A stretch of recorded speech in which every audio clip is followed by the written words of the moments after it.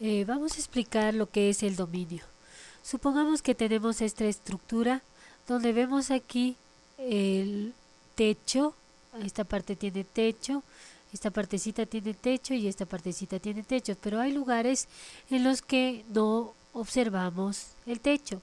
Entonces, si nosotros quisiéramos definir en qué partes existe techo, podríamos ponerlo en esta forma, donde nuestro eje cartesiano sería esta línea de la parte inferior.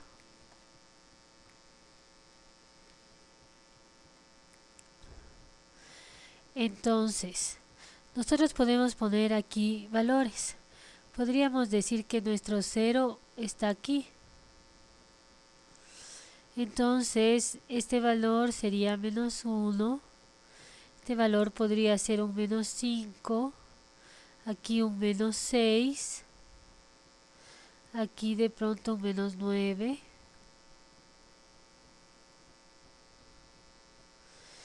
Aquí podríamos tener un valor de 10. Un valor de 15. Y de pronto un valor de 18. Si nosotros queremos especificar en qué rangos, en qué lugares hay techo, nosotros tendríamos que decir que en estas partes de aquí, de acuerdo al gráfico que vimos, no existe techo. Aquí, en esta partecita de aquí, podríamos ver que en esta parte grande de aquí no hay techo. Entonces, nosotros podemos expresarlo con un intervalo. ¿Qué diríamos? Que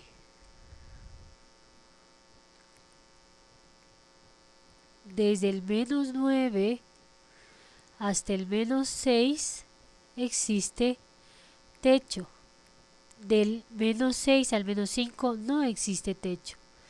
Del menos 5 al menos 1 existe techo. Del menos 1 al 0 no existe techo. De 0 a 10 existe techo, pero del 10 al 15 no existe techo. Y del 15 al 18 existe techo.